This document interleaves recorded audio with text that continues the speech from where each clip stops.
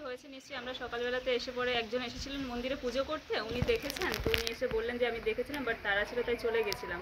আর ঠাকুরমশাই প্রত্যেক দিন আসে পুজো করতে, তো আজকেও এসেছিলেন, এসে দেখছেন যে এরকম তালা ভাঙা রয়েছে, তালা খুলতে যাচ্ছে, দেখছি যে তালা তো নেই।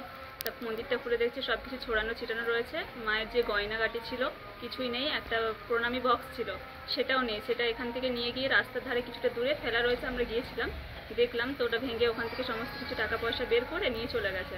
আর যা কিছু গয়না ছিল অর্ধেক নিয়ে গেছেন, অর্ধেক কিছু কিছু রয়েছে যেগুলো তুলতে পারেনি, সোনার টিপারে আছে ওগুলো তুলতে পারেননি, আর বাকি যা কিছু ছিল সব কিছু খুলে নিয়ে চলে গেছে। এর আগে হ্যাঁ, এই কিছুদিন আগে, অনেক দিনকার মন্দির, মোটামুটি 4-5 বছর হয়ে গেছেন। আর এখানে মোটামুটি 10-12 দিন আগে 25 তারিখ রাত্রে একবার চুরি হয়েছে, প্রণামী বক্সটা ভেঙে নিয়ে গেছিলেন সব টাকা পয়সা, কিছু কিছু হয়তো তারপরেও আবার টাকা হয়েছে আর কিছু নিয়ে চলে গেছিলেন। আর এখন আবার হ্যাঁ, এখন আবার রয়েছে।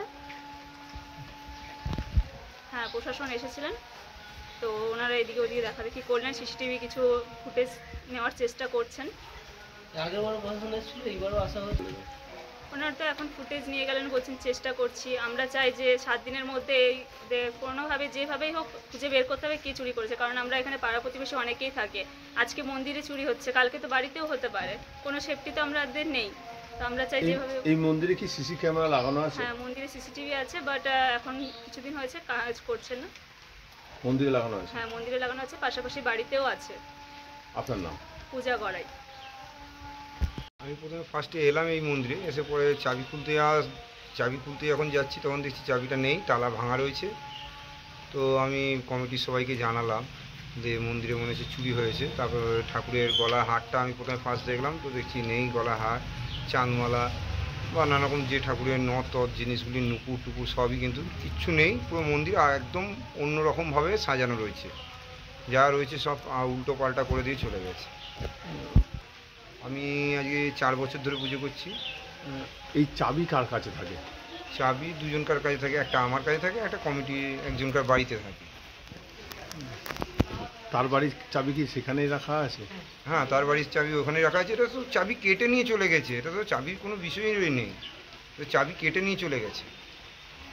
কাউকে কি এমনি সন্দেহজনক বা কিছু এমনি মনে হচ্ছে? না, সন্দেহজনক কিছু মনে নেই, কিন্তু এর আগে আমাদের হয়েছে 1 সপ্তাহ আগে একটা ঘটনা ঘটেছে। তো আমরা এটা দেখলাম সিসিটিভি ফুটেজে, সেখানে একটা বাচ্চা ছেলেকে দেখা গেছে, সে নিয়ে যাচ্ছে টাকা, বা আসার সময় কীভাবে একটা রড নিয়ে এসেছিলো, এইগুলোই দেখা গেছে সিসিটিভি।